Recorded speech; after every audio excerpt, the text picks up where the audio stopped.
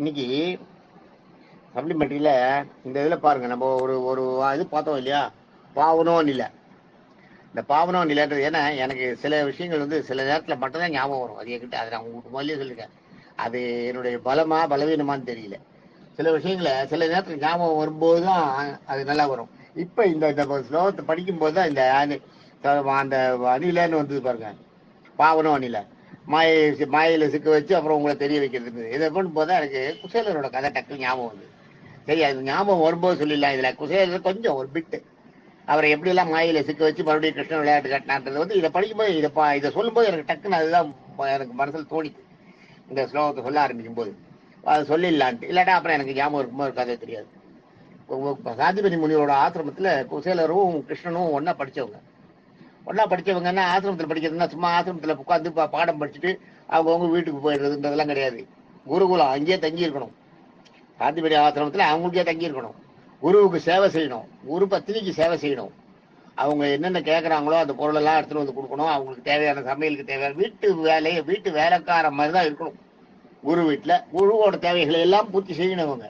ஆனால் குருவும் இவங்களுக்கு எல்லாத்தையும் கற்றுக் கொடுப்பார், எல்லா வித்தையும் கற்றுக் கொடுப்பார். கடைசியில் அபரிமிதமான ஒரு ஞானத்தோட இவங்க வெளியில் வருவாங்க. அந்த ஆசிரமத்து குருகுலன்றது வந்து 12 வருஷம். 12 வருஷம் குருகுலத்தில் இருக்கணும் பசங்க குழந்தைகள். 12 வருஷத்துக்கு அப்புறம் தான் வெளியில் வரணும். 12 கொண்டு போய் விட்ட நாள்லேருந்து 12 வயசு, 12 வருஷம் வரைக்கும் பால் மறுத்து குழந்தை பால் குடிக்கிறது நின்ன உடனே 2 வயசு நடக்க ஆரம்பிச்ச உடனே கொண்டு போய் குருகுலத்தில் விடுவாங்க. விட்டா அதுக்கப்புறம் 2 வயசுன்னா 2 வயசுலேருந்து 12 வருஷம், 14 வருஷத்துக்கு அப்புறம் தான் பிள்ளைகள் வீட்டுக்கு வரணும். அதுக்கு நடுவில் வேணும்னா அவங்க பேரண்ட்ஸ் போய் பார்ப்பாங்க. அது ராஜா வீட்டு பிள்ளையா இருந்தாலும் சரி, யாராக இருந்தாலும் சரி, ராஜா வீட்டு பிள்ளையை கொண்டு போய் இதில் விட்டுருப்பாங்க. அது மாதிரி தான் கிருஷ்ணனையும் விட்டுருந்தாங்க.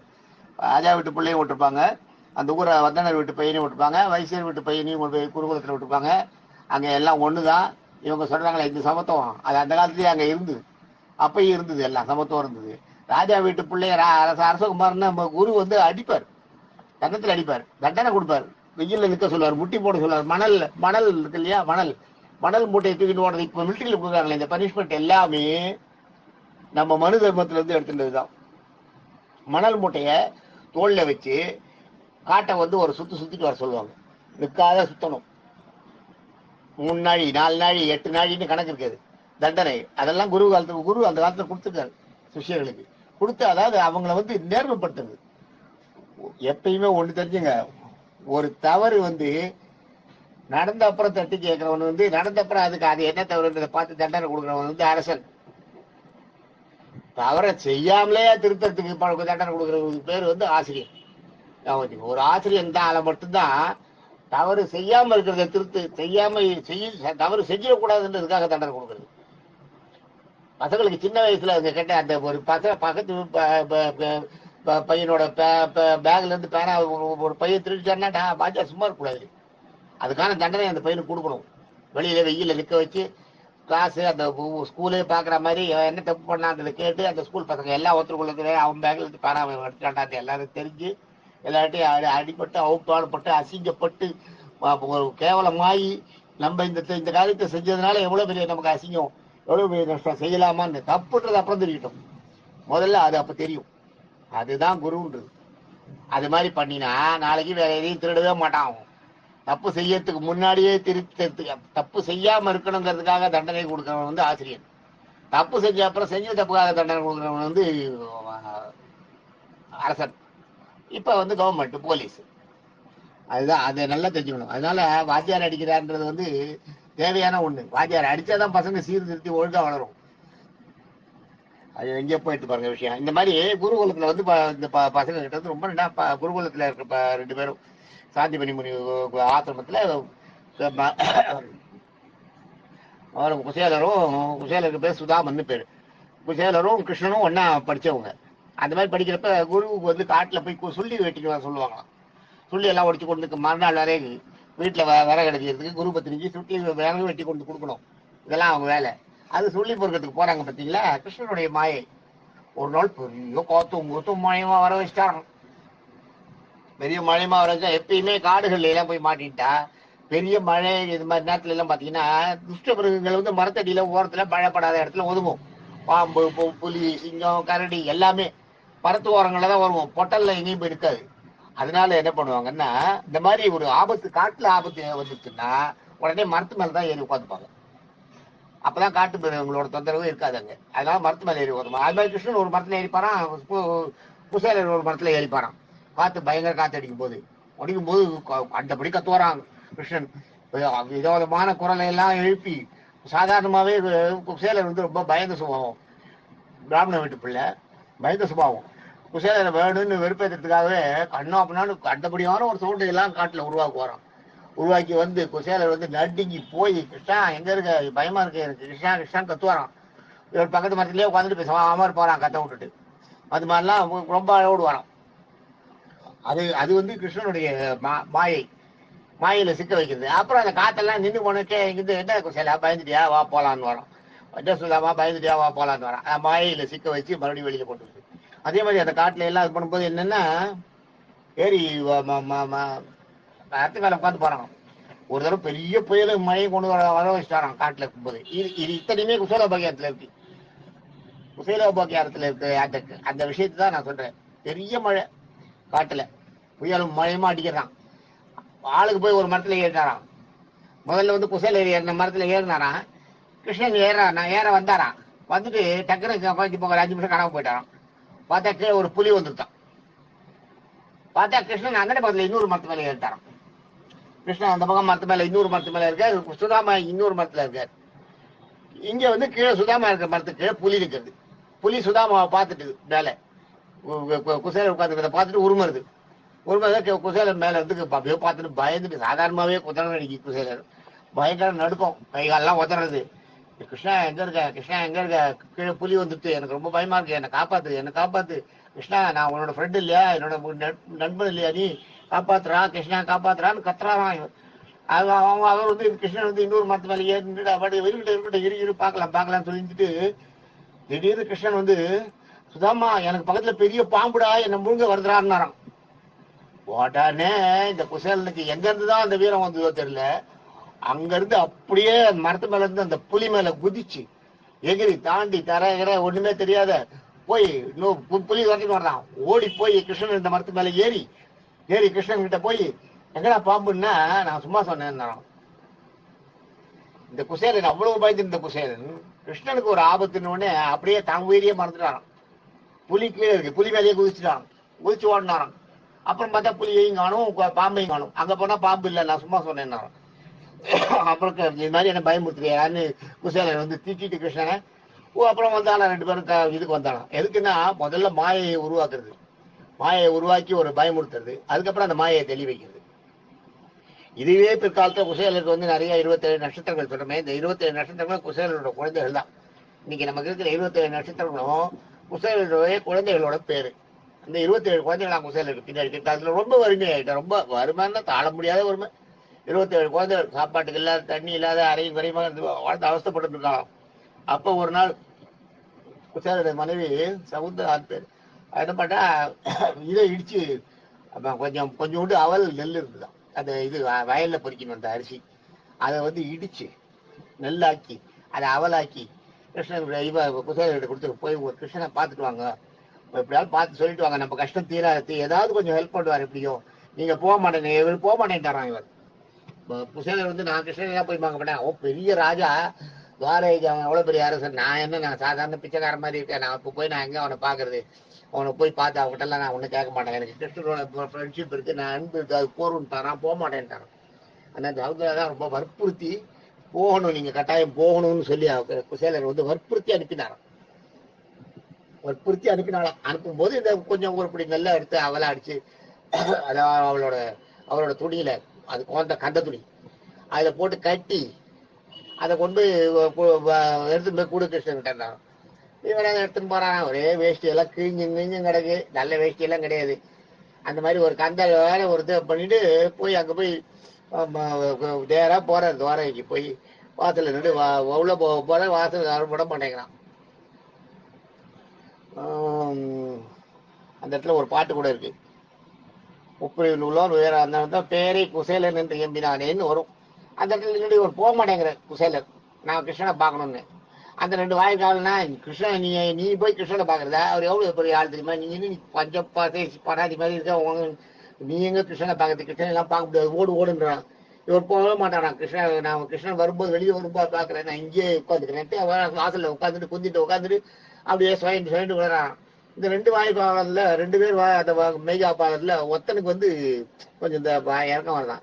என்ன சொல்றான், போய் சொல்லிதான் பாப்பேன் என்ன சொல்றான், நீ ஏதாவது கொஞ்சம் ஒரு கொஞ்சம் 2 வராகன் 3 வராகன் காசு கொடுத்து அனுப்ப சொல்லுவாரு, கையில கொடுத்து அனுப்புவாரு. அதை கொடுத்தோம்னா போயிடுவான். ரொம்ப பாவமா இருக்கு, ஏழையா இருக்கா, பார்த்தா பிராமணனா இருக்கான் அப்படின்னு அது அந்த சொல்லி ஒருத்த போய் உள்ள போய் சொல்றான். உள்ள போய் கிருஷ்ணகிட்ட குசேல பாகியத்துல இருக்கிற வார்த்தை இது. குசேலகிட்ட போய் ஒருத்தர் போய் கிருஷ்ணகிட்ட சொல்றாராம். கிருஷ்ணகிட்ட போய் இது மாதிரி வாசல வந்திருக்காங்க, அந்த பாட்டு எனக்கு டக்குனு ஞாபகம் வரல. அது முப்புரி நூலோன் அந்தன குலத்தோன் வாயில் கிடைக்கின்ற உண்ணானே வாயில் உள்ளானேன்னு வரும். அது நான் அப்புறம் சொல்றேன், ஞாபகம் வரும்போது அது பாட்டு சொல்றேன். அதை கேட்ட உடனே கிருஷ்ணனுக்கு அப்படியே துடிச்சு போச்சான். அப்போ கூட ஒரு பாட்டு இருக்கு கிருஷ்ணன் அந்த குசேல பாகியத்தான், தாயது வருகை கேட்ட தனியிலம் உழவி போன்று நேயமுக்கிழவனாகி நெஞ்சினில் உவகை பூப்ப போய் அழைத்துட்டு நின்னே போய் அழைத்துட்டு நின்னே போய் அழைத்துட்டு நின்னே 3 தடவை சொன்னாராம். தாயது வருகை கேட்ட தனி இளங்குழவி போன்று. அம்மா குழந்தைய விட்டு போயிட்டாள்னா இங்க போயிடுறா வேலைக்கு, இங்க வெளியில போயிடுறா, விட்டுட்டு ஒரு 2-3 நாள் கழிச்சு வரான்னு வைங்க, யாரோ ஒரு வெளியில போயிட்டு 2-3 நாள் கழிச்சு வரும்போது அந்த குழந்தை அம்மாவை பார்த்த உடனே என்ன ஆகும், அப்படியே தப்பி தாண்டி என்ன உலகத்தையே மறந்துடும். போய் அம்மா மேல அப்படியே விழுவும், எங்கம்மா என்ன விட்டுட்டு போனேன், இன்னும் இப்ப சண்டை போடும், அம்மாவை அடிக்கும், கன்னத்துல அடிக்கும், தலையில அடிக்கும், விட்டுட்டு போனியா என்ன விட்டுட்டு போனியா, எங்கம்மா போனேன் மேல விழுந்து பரலும், அதனோட பாசத்தை காட்டும் இல்லையா. அது மாதிரி ஆயிட்டாராம் கிருஷ்ணன். தாயது வருகை கேட்ட தனி இளம் குழவி போன்று நேயமிக்குடையவனாகி, மனசுல அப்படியே அந்த நட்பு நேசம் வந்து அப்படியே பொங்கி வரதான், நேசமிக்குடையவனாகி நெஞ்சினில் உகை பூப்பேன். வாயில சிரிக்கிறதுன்னு வேற, நெஞ்சால அப்படியே மலர்ந்து போச்சா அவருக்கு மனசெல்லாம். நெஞ்சினில் ஊகை பூப்ப போய் அழைத்துட்டு நின்னேன், போய் உடனே கூட்டினாங்க அப்படின்னு ஒரு தடவை சொல்லியா 3 தடவை சொன்னாராம். போய் அழைத்துட்டு நின்னே போய் அழைத்துட்டு நின்னே போய் அழைத்துட்டு நின்னேன், இப்பயே போய் கூட்டினாங்க. இன்னேன்றது வந்து இப்பயே போய் கூட்டுவாங்க, இப்பயே போய் கூட்டுவாங்க, இப்பயே போய் கூட்டினாங்கன்னு கிருஷ்ணன் சொன்னான். இதை கேட்ட உடனே அந்த மெய்கா விலை வெள்ளத்து போய் ஐயோ யாருன்னு தெரியல, பெரிய ஆள் போல இருக்கு, வாசல்ல நம்ம எவ்வளவு நேரம் ஆகும் கால் கெடுக்க அவன் பாட்டுக்கு நின்றுட்டே இருக்கான் ஒரு நாள் பூரா, நம்ம ஏதோ வெறுமை இறக்கப்பட்டு சும்மா சொல்லி பார்க்கலாமேன்றதுக்காக வந்து சொன்னது நல்லதா போச்சு. ஐயோ அப்படியே அனுப்பிட்டோம்னா என்ன ஆயிருக்கும், நம்ம நம்மளுக்கு உலக ஓடி வந்து அவன் சகல மரியாதையும் கொடுத்து கிருஷ்ணனை நெஞ்சு கூத்தாடி கூட்டின்னு போறானா. கூட்டின்னு போறதுக்குள்ள கிருஷ்ணன் என்ன பண்ணிட்டாரான், அங்க சிம்மாசனத்துல அவரால் இருக்க முடியல, அவரே எழுந்து ஓடி வந்துட்டாரான் வாசலுக்கு. இவங்க வந்து அந்த மெய்காப்பாரன் வந்து வாங்க வாங்க வாங்கன்னு கூட்டிட்டு உள்ள போறதுக்குள்ள பார்த்தா எதிர கிருஷ்ணன் வந்துட்டாரான். வந்து அப்படியே குசேல கட்டி பிடிச்சிட்டு காரை தழுவிட்டு தோல்ல கையை போட்டு தலையில கூட்டிட்டு மேல விழுந்து பெராட்டிட்டு வேஷ்டியை பிடிக்கிட்டு இடுப்பு தடவிண்டு ஒரே ஒரே அந்த சேஷ்டா அப்ப பண்ணின சேஷ்டா அத்தனையும் பண்ணிட்டாராம். குசேலன் வந்து குறுகி போய் ஒரு மிகப்பெரிய ராஜா துவாரகைக்கு ராஜா, மிகப்பெரிய கிருஷ்ணனோட புகழ் வந்து அண்ட சராசரத்திலையும் பரவி இருக்கு. அது மாதிரி இருக்கிற ஒருத்தர் வந்து நம்மளும் ஒரு பிச்சைக்காரனா அப்படியே உடம்பெல்லாம் தொத்தலா எலும்பும் தோலுமா, உடம்புல ஒண்ணுமே சத்தே இல்லாத ஒரு கிழிஞ்ச வேஷ்டி, 1000 கந்தல் வேஷ்டி, அந்த வேஷ்டியை கட்டி அந்த வேஷ்டியை பிடிச்சி இழுக்கிறாராம். அந்த வேஷ்டியில இருக்க ஓட்டை வழியா அப்படி எடுத்து பாக்குறாராம். இதெல்லாம் இருக்கு குசேல பாக்கியத்துல எடுத்து படிச்சுக்கினா இருக்கும். அதெல்லாம் அந்த வேஷ்டி ஒரு மேல போத்துருக்க வேஷ்டி எடுத்து அந்த ஓட்டைக்குள்ளால கண்ணால பாக்குறாராம். இப்போ அது கிருஷ்ணன் இந்த மாதிரி எல்லாம் பண்ணி அவர் அப்படியே உடம்பெல்லாம் கூச வச்சு குசேலரை ஒரு மாதிரி பண்ணி விளக்க வச்சு நாண வச்சு கூட்டுன்னு போய் அவரை கொண்டு போய் அரியாசனத்துல, இவரோட யாரு கிருஷ்ணன் உட்கார்ந்து, கிருஷ்ணன் மட்டுமே உட்காரக்கூட அரியாசனம், அந்த அரியாசனத்துல உட்கார வச்சு அதே மாதிரி கிருஷ்ணன் மட்டுமே படுத்துக்கிற கட்டில் முரசு கட்டில்வாங்க அந்த காலத்துல. ராஜாக்களோட கட்டிலுக்கு பேரும் முரசு கட்டில். அந்த ராஜாவோட சிம்மாசனத்திலையும் முரசு கட்டிலையும் யாரும் உட்காரக்கூடாது. வேற யாராவது உட்கார்ந்தாங்கன்னா அது ராஜாவை வந்து நேரா நீங்க அவமதிச்சுதான் அர்த்தம், ராஜாவோட நீங்க பெரிய ஆளுந்து காட்டுறதுக்காக பண்ண அர்த்தமும். அதனால சிறைச்சேதம் தான் அதுக்கு தண்டனை சிறைச்சேதம் தான். அது மாதிரி போய் அந்த முரசு கட்டில கொண்டு போய் குசேல உட்கார வச்சு அவரை வந்து குளிப்பாட்டி பூரா உடம்பெல்லாம் தேய்ச்சி விட்டு இவரே கிருஷ்ணனே எல்லாம் மகாலட்சுமியை கூப்பிட்டு வெந்நீரை போட்டு கொடுக்க சொல்லி, எல்லாம் போட்டு ருக்மிணியை கூப்பிட்டு வெந்நீரை போட்டு கொடுக்க சொல்லி எல்லாம் கொட்டி குளிப்பாட்டி அருமையான வேஷ்டி, இவரோட வேஷ்டி துண்டு குண்டெல்லாம் கரை வச்ச வேஷ்டி பட்டு வேஷ்டி எல்லாம் எடுத்து கொடுத்து கட்டிக்க சொல்லி குசேலரை எல்லாம் பண்ணாராம் கிருஷ்ணன். எல்லாம் பண்ணி அவரோட அன்புல குசேலர் திக்கு முக்காடி போயிட்டாராம். உடம்பு கூசர் தான், ஒரு சாதாரண நமக்கு போய் இவ்வளவு பண்றான். ஒரு சாதாரண ஏழை பிராமணன் யார் வீட்டுக்கு போனாலும் வாசல்ல பிச்சை எடுக்க வந்துட்டான்னு விரட்டிட்டு ஓடவா, இல்ல தெரியாம போறா, கதவை சாத்திட்டு உள்ள போறவாள்லாம் இருக்கிற அந்த மாதிரி ஒரு ஒரு மனுஷன் திடீர்னு ஒரு எல்லா உபசாரங்களும் நடக்கிறது. பெரிய ராஜாவே வந்து காலை பிடிச்சு விடுறாராம் கிருஷ்ணன் குசேலரை. இப்படி எல்லாம் பண்ணி பழைய கதையெல்லாம் சொல்றாராம். காட்டுல உன்னை விட்டு போறேன்னா அப்பதான் இந்த கதையெல்லாம் வருது. நான் சொன்னேன் அந்த 2 கதை. காட்டுல உன்னை விட்டு போறேன் ஞாபகம் இருக்கா, புலி வந்து ஞாபகம் இருக்கா, நீ கத்தின உடனே புலி மேலேயே குதிச்சு ஓடி வந்து என்னை காப்பாத்துறதுக்காக ஓடி வந்து பாம்புக்கு எனக்கு முழுங்க போறதா, பாம்பு கிட்ட வந்துருக்கிறான்னு சொன்ன உடனே அதெல்லாம் சொல்றாராம். அப்ப அந்த கதையை அதையெல்லாம் சொல்லி பழசையெல்லாம் ஞாபகப்படுத்தி ரொம்ப சந்தோஷப்படுத்தி 7 நாள் அது குசேலரை வந்து தன்னோட அரண்மனையில் வச்சிருந்தது 7 நாள். 7 நாள் விருந்து எல்லாம் பண்ணிட்டு குசேலர் வந்த உடனே அவரை எல்லாம் குளிப்பாட்டி எல்லாம் பண்ணிட்டு எனக்கு என்ன கொடுத்தா மன்னின்னு கேட்கிறாராம்.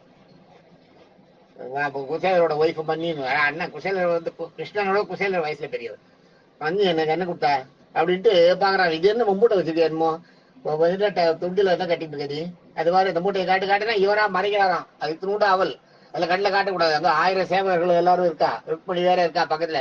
ருக்மணிக்கு எதிர இது அவுத்தா அசிங்கமா இருக்கும் இந்த அவளை பார்த்தா. அதை வச்சு முடிச்சு இப்படி ஒதுக்கி வச்சுக்கிறானா. அவர் புடுக்குறான் கிருஷ்ணன். அது என்னது என்னமோ வச்சுட்டு இருக்க, இது என்ன மன்னி எனக்கு என்ன கொடுத்தான்னு கேட்கறாராம். அங்க வீட்டுல ஒண்ணுமே இல்லை, சாப்பாட்டுக்கிட்டே வழி இல்லாம இருக்கிற வீட்டுல என்ன கொடுத்தேன், என்ன வாங்கிட்டு வர முடியும். புடுங்கி அந்த அவலை புடுங்கி அவலை மதம் எனக்கு தெரியும், எனக்கு அவல் பிடிக்கும்னு மன்னிக்கு தெரியுமே கொடுத்தமிச்சிருக்கா அப்படின்ட்டு அந்த அவலை வாங்கி ஒரு புடி எடுத்து போட்டாராம். போட்டு சாப்பிட்டு இன்னொரு புடி எடுத்தாராம். இவரா அப்படியே கூச்சப்பட்டு அசிங்கப்பட்டு அவமானப்பட்டு அந்த அவலை இப்படி காட்டுறதுக்கே அந்த துண்டுல கிழிஞ்சு போன ஒரு இந்த துண்டுல அதுல இருந்து அவர் பாட்டுக்கு எடுத்து 2 புடி சாப்பிட்டாராம். 3வது புடியை சாப்பிடும்போது ருக்மணி தடுத்துட்டாராம். சுவாமி எனக்கு வேணும் அது அப்படின்னு தடுத்து 3வது புடியை வாங்கி ருக்மணி சாப்பிட்டாராம். இதுக்கு பின்னாடி கதை இருக்கு. இதை பண்ணிட்டு எல்லாம் பண்ணி எல்லா உபசாரமும் பண்ணார். இவர் வந்து சொல்லாம சொல்லிட்டு கிளம்புறாரு. குசேலர் கேட்கல, எனக்கு வேணும், நான் ரொம்ப கஷ்டப்படுறேன், எனக்கு ஏதாவது கொடு இந்த வார்த்தையே கிருஷ்ணன்கிட்ட கேட்கல. கிருஷ்ணனோட இதெல்லாம் பார்த்த உடனே நம்ம என்னத்தை கேட்கறதுக்கு வரலையா அவருக்கு மனசு. நான் கிளம்புறேன்ட்டு கிளம்பிட்டாராம். எல்லாம் கிளம்பிட்டு இவர் கிளம்பும் போது என்ன பண்றாராம் கிருஷ்ணன் குசேலரை இருக்கு இது குசேலர் பார்க்க எத்தனை இதுக்கு ஒரு பாட்டே இருக்கு. அந்த உண்மை இது என்ன இப்ப இந்த இதெல்லாம் நீ கொண்டு வேஷ்டி எல்லாம் அது ரொம்ப அதை எடுத்து கட்டிக்கோ, இது என்னோட வேஷ்டி, இது அவுத்து வச்சுட்டு போன்றாராம். என்னோட வேஷ்டி அந்த மேல போட்டு உத்திரி எல்லாம் என்னோடது, இதெல்லாம் அவுத்து வச்சுட்டு போ. உனக்கு கையில கங்கணம் கட்டினேன், என்னோட கங்கணம் அது தங்க கங்கணம், அதெல்லாம் அவுத்து வச்சிரு. எல்லாத்தையும் எடுத்து என்கிட்ட வச்சுட்டு போட்டு எல்லாத்தையும் வச்சு கொடுக்குறான். அவர் மரியாதை பண்ண பொருளை எல்லாம் வச்சுட்டு போக சொல்றான். எல்லாத்தையும் அதெல்லாம் எடுத்துன்னு போக முடியாது, நீ உன்னோட நீ கட்டின அந்த வேஷ்டி ரொம்ப டவல் இதுதான் வந்து இதை போத்தின்னு போன்றாராம். எடுத்து போ சரின்னு கட்டின்னு தரான். அப்பயே அவர் வந்து எனக்கு ஏதாவது கொஞ்சம் கொடு, நான் கஷ்டப்படுறேன்னு சொல்லவே இல்லையா. அந்த கிழிஞ்ச வேஷ்டி அந்த டவலை கட்டிட்டு அதை கட்டின்னு மறுபடியும் திரும்பி வந்துட்டாராம். திருப்பி வரும்போது வந்து ஆத்துக்கு வந்தா சவத்துல என்ன கேட்க போறாளோ, ஐயோ ஆத்துக்கு போகணும்னு என்ன பண்ணுவாளோ, திரும்பி வராராம் வழியெல்லாம். அப்ப கிருஷ்ணன் அப்ப நினைக்கிறான் குசேலன், இந்த கிருஷ்ணன் என்ன இவ்வளவு மோசமானவனா இருக்கானே, பயங்கர கஞ்சனா இருப்பான் போல இருக்கு. நம்ம இவ்வளவு தூரம் நம்ம வந்திருக்கோம், நம்ம வேஷ்டி எல்லாம் பார்த்தா மண்ணி என்ன கொண்டாந்து இருக்கிற அவலை பிடிங்கி தின்னுவான். எல்லாத்தையும் பாக்குறான், துணியெல்லாம் பாக்குறான், கிழிஞ்சு ஒரு மாதிரி இருக்கான். கஷ்டப்படுறான்றது தெரியக்கூடாது, இவனுக்கு தெரியாதோ இல்ல, இவன் தான் எல்லாம் தெரிஞ்சவனாச்சு, இவனுக்கு தெரியாது நான் கஷ்டப்படுறேன்னு. ஏதாவது எனக்கு கொடுக்கூடாது கொஞ்சம். இப்ப நான் வீட்டுக்கு போகும்போது அட ஏதாவது சும்மா ஒரு 2 வராகன்னு கொடுத்துருந்தா கூட நான் அதை கொண்டு போய் கொடுத்தேன்னா ஒரு மாசமாவது சாதத்துக்கு காலம் தள்ளுவாளே. இப்ப நான் எப்படி போய் அவன் முகத்துல போயிட்டேன். அவ கிருஷ்ணன் ஏதாவது கொடுப்பான்னு நினைச்சிட்டு இருக்காளே, கொண்டு வர போறேன்னு எதிர்பார்த்து உட்காந்துருக்காளே, நான் என்ன பண்ணுவேன்னு அழறாராம் வழியில. இந்த கிருஷ்ணனுக்கு கொஞ்சம் கூட இது இல்லை, ஒரு இதுவே இல்லை. எல்லாம் பேசலாம் எல்லாம் பண்ணா கட்டி இந்த வேஷ்டியை கூட பிடிங்கிட்டு அனுப்புறான், கொடுத்துட்டு போன்னு நியாயத்துக்கு அந்த மாதிரி பண்றானே அப்படின்னு ரொம்ப இது பண்றாராம். இன்னொரு விதத்துல கிருஷ்ணனை பார்த்ததுல சந்தோஷம். கிருஷ்ணனை தாண்டி நம்மளுக்கு என்ன இருக்கு, வேற என்ன வேணும், நம்மளுக்கு ஒண்ணு வேண்டாம், அதுவும் இருக்கும் மனசுல. ஒரு சைட்ல வறுமை இந்த மாதிரிதான் நினைக்க வைக்கிறான். இதுதான் மாயையை உண்டு பண்றதுக்கு. மாயையை உண்டு பண்ணி அந்த காட்டுல புளிய மாயமா உண்டு பண்ண வர வச்சது, மாய சத்தங்களை உண்டு பண்ணி அதிர வச்சது, அப்புறம் அதுல இருந்து வெளியில கொண்டு வருது. அது மாதிரி இது மாதிரி பண்ணி குசேலரை வந்து ரொம்ப மனசை கஷ்டப்படுத்தி கடைசியில குசேலர் வீட்டுக்கு வந்துட்டாராம். எப்படி சொல்ல போறதுன்றது விட தெரியாத வாசல்ல இருந்து அப்படியே வந்து பார்த்தா இவர் வீடே இல்லையாங்க.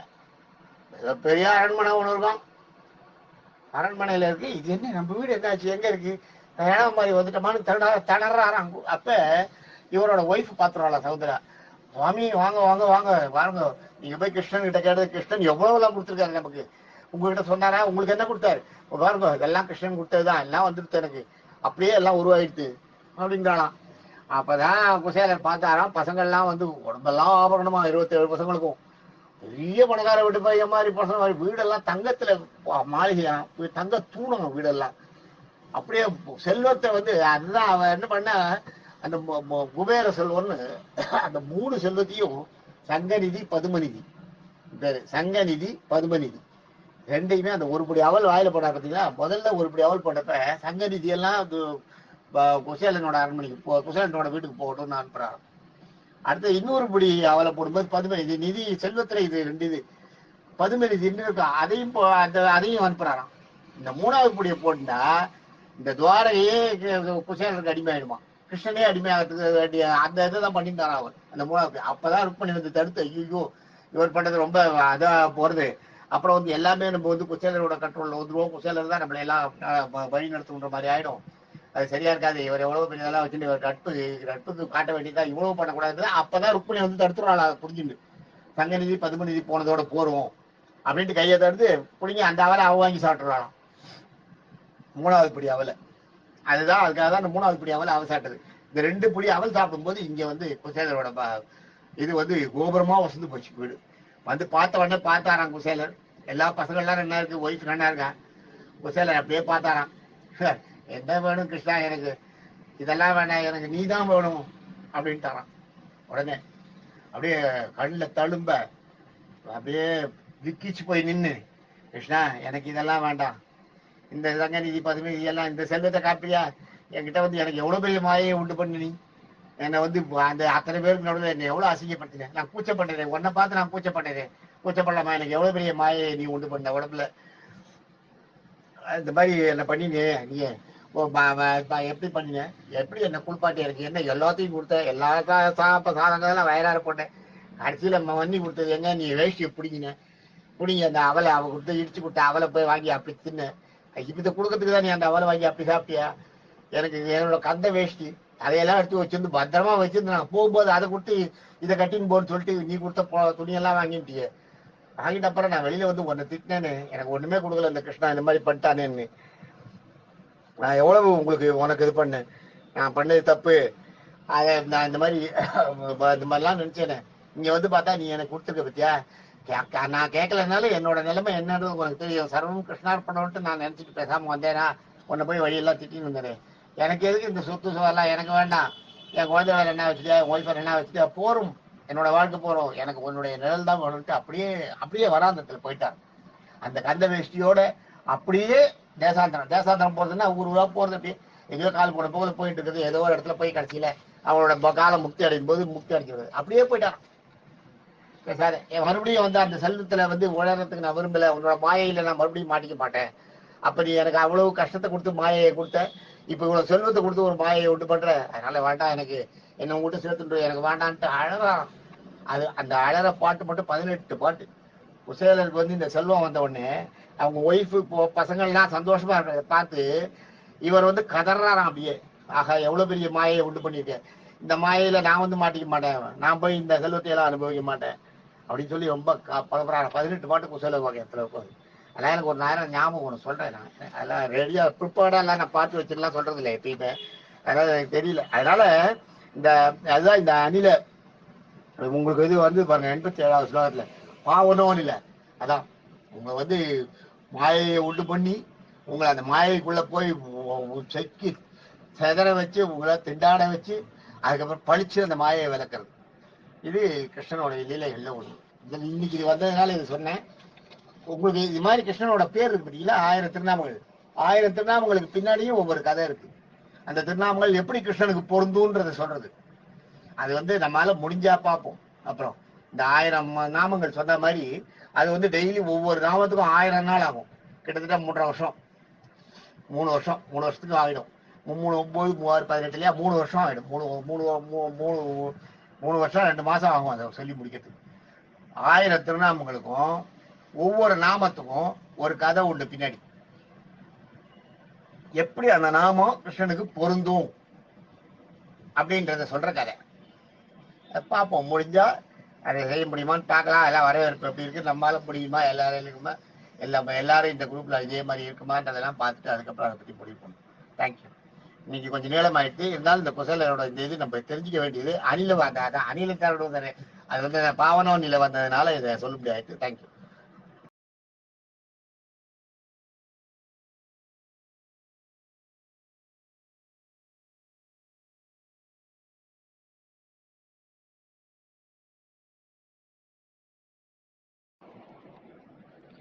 குசேல மனைவி பேரு சுசிலா. சகுந்தலன்னு ஏதோ இதுல சொல்லிட்டேன், தப்பு. அது சகுந்தலை வந்து துஷ்யந்தனோட மனைவி பேரு. குசேலரோட மனைவி பேர் வந்து சுசிலேன்னு பேரு. சுசீலா, சுசீலைன்னு வாங்க, சுசீலா பேரு.